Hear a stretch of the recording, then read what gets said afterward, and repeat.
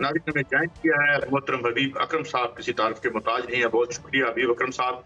अब बात शुरू करने में समझ नहीं आती मैं कहाँ से पूछना शुरू करूँ।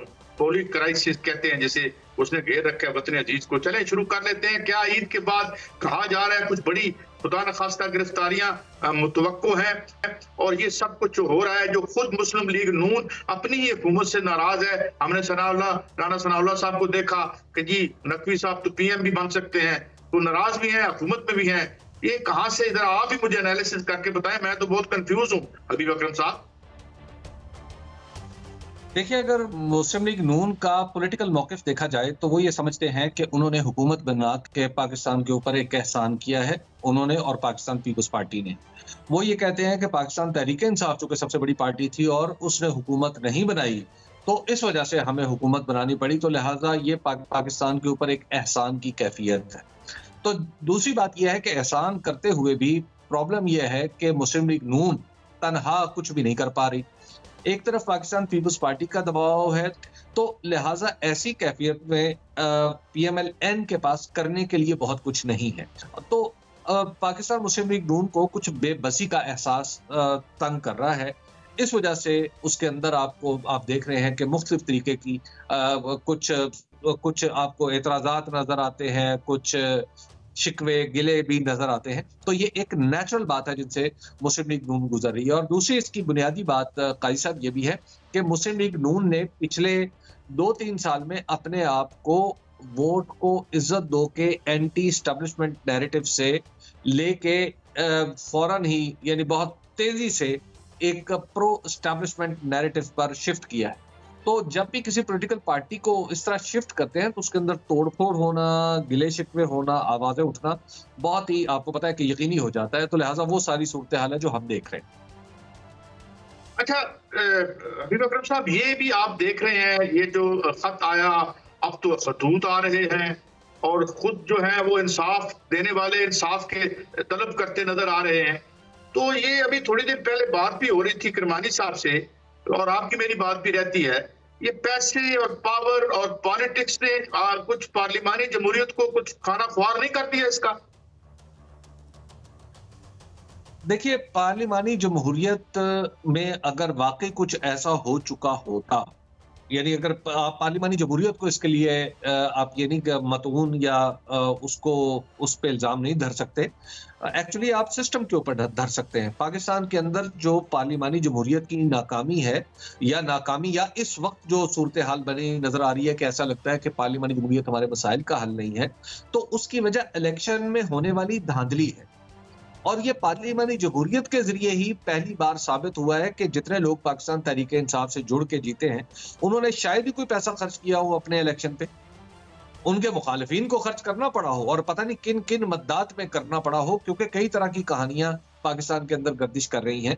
लेकिन बहरहाल आप देख रहे हैं कि पाकिस्तान के अंदर पहली दफा ऐसा हुआ कि बगैर पैसे के लोग जीते, और बाज ऐसे लोग जीते हैं जो पहली दफा इलेक्शन में खड़े हुए और वो किसी न किसी ऐवान के मेंबर बन गए। तो यहाँ पे तो पार्लियामेंट्री जमहूरियत की इसको आप नाकामी नहीं, इसको कामयाबी कहें।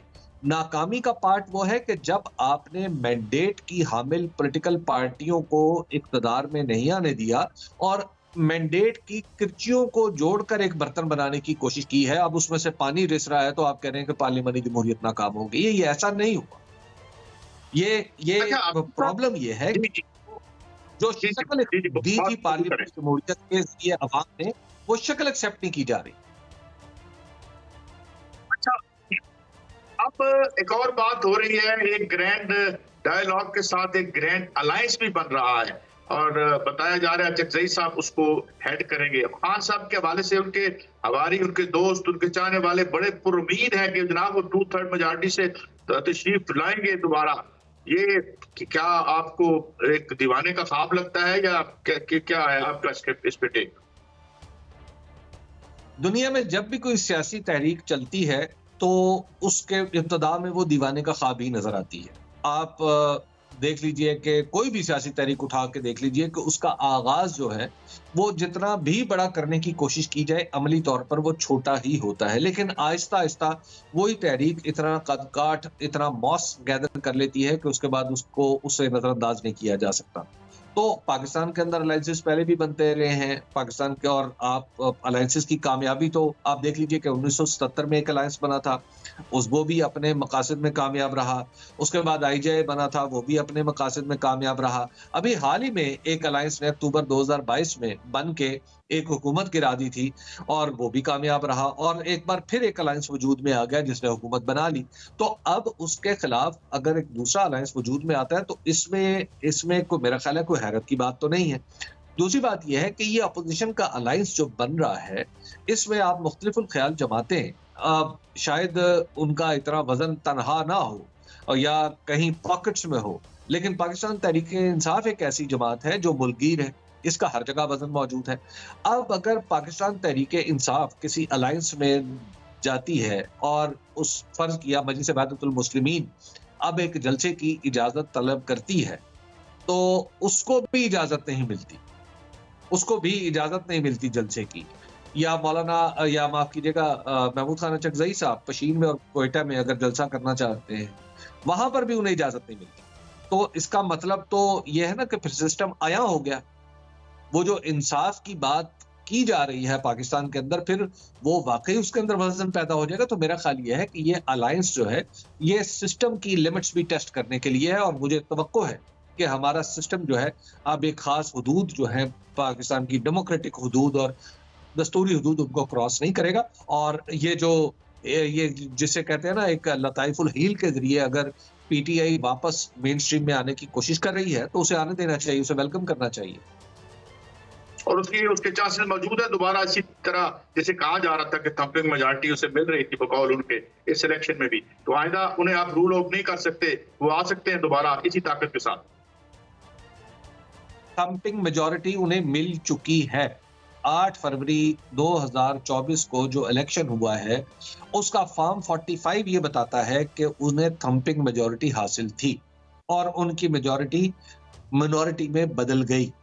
अब ये सूरत हाल एज इट इज ही कायम रहेगी, और आइंदा भी जब इलेक्शन होगा, या तो आप ये करें कि मैंडेट वापस हो जाए, किसी भी जल्द से जल्द वापस हो जाए, मैंडेट वापस हो जाए, और फिर पाकिस्तान तहरीक इंसाफ अपनी हुकूमत बनाए और फिर अच्छा बुरा करके दिखाए और फिर उसका नतीजा भुगते।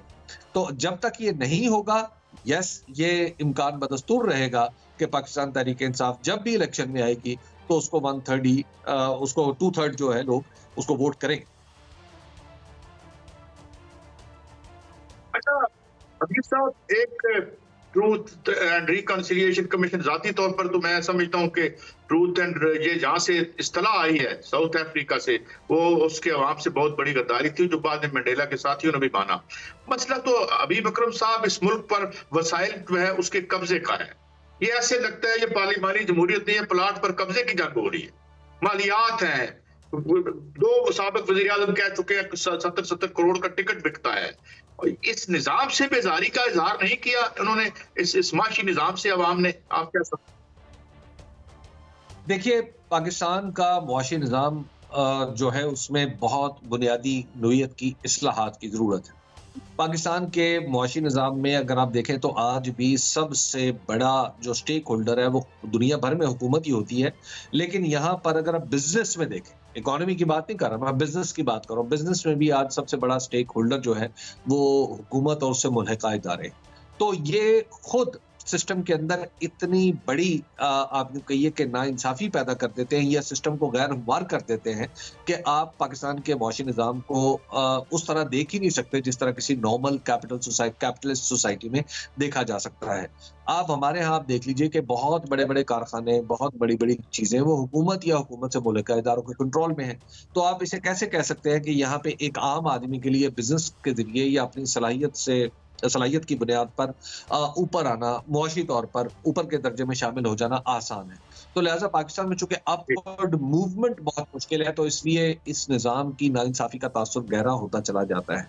इसके लिए ज़ाहिर है इस्लाहात करनी है, और इस्लाहात कोई जानदार पॉलिटिकल गवर्नमेंट ही कर सकती है, जिसने सबको बिठाना है हुकूमत के अंदर, स्टेक होल्डर्स को बिठा के बताना है कि जनाब आप ये जो काम कर रहे हैं ये शायद करना मुनासिब नहीं है, मुल्क की मईशत को दूसरे रास्ते पे लेके चले ताकि हम सब एक और जो आपने कुछ दिन पहले देखा, मोहसिन नकवी साहब का उन्होंने बंदा मांगा, अपनी ब्यूरोक्रेसी में से नहीं मिला उसको, यहाँ से उसे क्लियरेंस नहीं मिली पंजाब गवर्नमेंट की।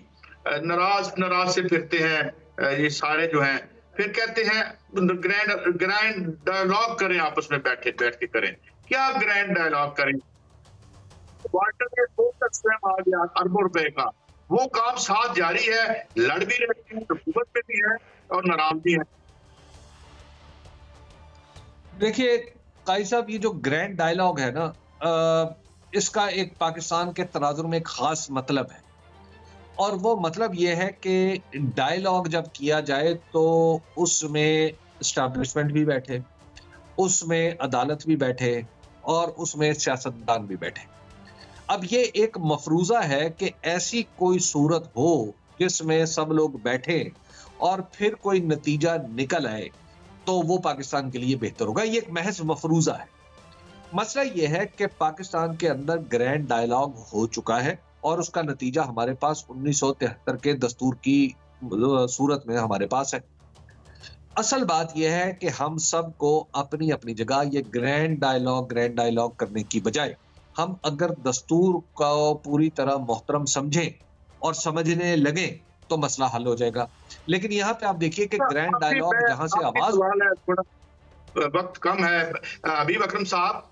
अब देखिए सब PIA की जो इन्वेंट्री थी, या जिसे अमेरिकन लैंग्वेज में इन्वेंटोरी कहते हैं, कि वो उसके पुर्जे भी बेच दिए और उसके अलावा इतना सब कुछ हुआ। तो ये इसी के लिए ग्रैंड अलायंस तो नहीं हो रहा कि अब ये जो बाकी कुछ असासी बच्चे हैं इन्हें इधर उधर करें।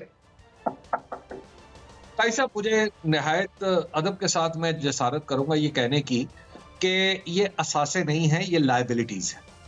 ये आप जैसे अदीब लोग जो है ना, वो जब एक गुफ्तगू करते हैं तो गुफ्तगू को इस पैराए में कहते हैं कि ये तो जनाब फैमिली सिल्वर्स है। PIA हो गया, स्टील मिल हो गई, रेलवे हो गया, इनको अगर किसी ने हाथ लगाया तो गोया पाकिस्तान की सलामती को नुकसान पहुंच जाएगा। मैं समझता हूं कि ये बिल्कुल असासे नहीं है, ये हमारी लायबिलिटीज हैं और इनसे जितनी जल्दी जान छुड़ाई जा सके वो छुड़ा लेनी चाहिए।